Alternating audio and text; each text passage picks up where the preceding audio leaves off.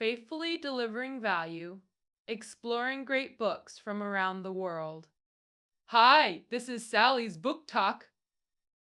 Today we're diving into the book that reveals the secrets to building the future from scratch. This is a guidebook for entrepreneurship and achieving success. It combines sharp business insights with practical management strategies and real-world case studies. If you're dreaming of starting your own company or want to understand how business moguls think, this book is a must-read. The author, Peter Thiel, is a legendary Silicon Valley entrepreneur and investor. In 1998, Thiel co-founded PayPal and served as CEO. This groundbreaking online payment system predated Alipay by 6 years. In 2002, he sold PayPal to eBay for $1.5 billion, becoming one of Silicon Valley's youngest billionaires. He later made Facebook's first outside investment while it was still a startup, eventually joining its board. When Facebook became a global social media giant, Thiel reaped massive returns. He also funded companies like LinkedIn and SpaceX through his venture firm. With both appeal and investment success, Thiel speaks with unmatched authority on Sparteats. The Chinese edition's 2015 release perfectly coincided with China's mass entrepreneurship and innovation movement. Combining timely relevance, quality content, famous authorship, and automobile themes, it quickly became a million-copy bestseller. So, what's actually in this book? Let's break it down through 3 key questions from an entrepreneur's perspective. First question, what kind of company should you build? Second, how to assemble a strong founding team. Third, what challenges do some face and how to overcome them? Let's start with the first question. What kind of company should you build? There are 2 main entrepreneurial approaches: trend following imitation that copies existing technologies and experiences. Just like when BK sharing exploded last year, countless entrepreneurs copied Mobike's model, flooding streets with shared bicycles. Thiel calls this expansion model 1 to N, what most entrepreneurs are doing. The alternative is creating completely new things or business models. Before iPhone, people only knew small screen phones with physical buttons like Nokia and Motorola. The iPhone completely revolutionized this perception. Users discovered touchscreens, superior user experience, and phones becoming multifunctional like computers. This 0 to 1 innovation from the book's title. True innovation creates imitation barriers, helping companies avoid competition. Copycat models invite endless competitors due to low entry barriers. While modern society views competition as essential, Thiel argues it's actually harmful. First, harm makes people blindly follow existing paths instead of innovating. Like the Groupon Wars period, when hundreds of Chinese group buying platforms emerged. Companies focused on investor subsidies and price wars instead of innovation. Only giants like Meituan and Baidu survived this bloodbath. Second harm, competition damages both individuals and companies. People resort to extreme measures to defeat rivals, often at great cost. Like when 360 and Tencent maliciously blocked each other's software drawing public condemnation. Consumer trust in both companies plummeted to record lows. That's why Theo believes competition should be avoided.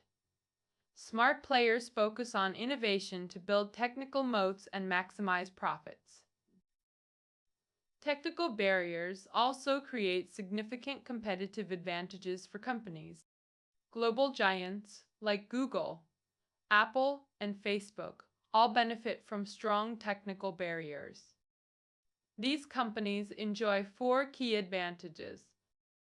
First, proprietary technology that attracts top talent and investment, creating a virtuous cycle. Huawei serves as a prime example.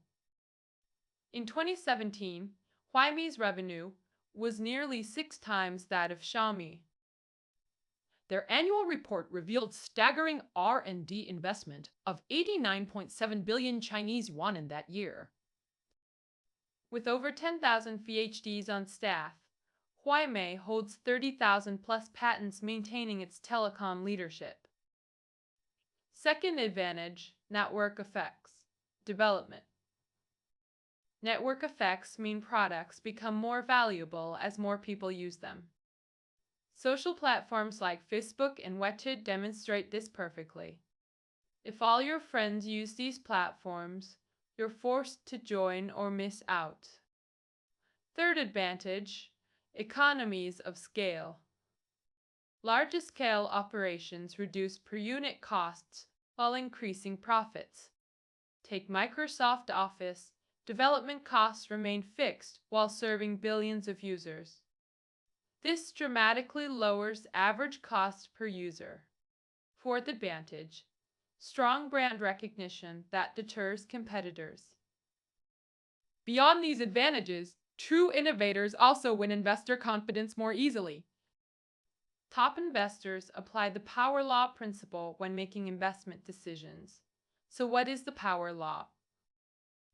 It means arranging spartus by potential returns, creates a power law curve and coordinates. A few top performers followed by mediocre ones. The curve shows extreme returns from very few top companies with a long tail of average performers. The top 5 companies might deliver more returns than all others combined. This principle teaches investors to focus on explosive growth potential rather than diversifying risks. Because when such companies take off, their returns dwarf others completely. Thiel's early Facebook investment exemplifies this perfectly. This single investment outperformed all his others combined. Nobody can predict success with certainty, though. But investors see disruptive innovators as having higher potential. Building truly innovative companies is easier said than done. Aspiring entrepreneurs must believe there are undiscovered secrets, unique opportunities others miss. Take financial crises. The 1930s crisis originated in the US and spread globally. Yet its exact causes remain debated even today. The 2008 crisis again. This shows many mysteries remain unsolved in our world. Nutrition science affects everyone's life directly. Yet most nutritional theories used today date back 30-40 years, with significant flaws needing exploration. Alright, that covers our first question. What kind of company to build? Thiel advocates building imitate companies to avoid competition pitfalls, enjoy technical advantages, and attract investors. But establishing such companies requires clear vision and belief in undiscovered opportunities. Now that we've covered company direction, how do you build a strong founding team?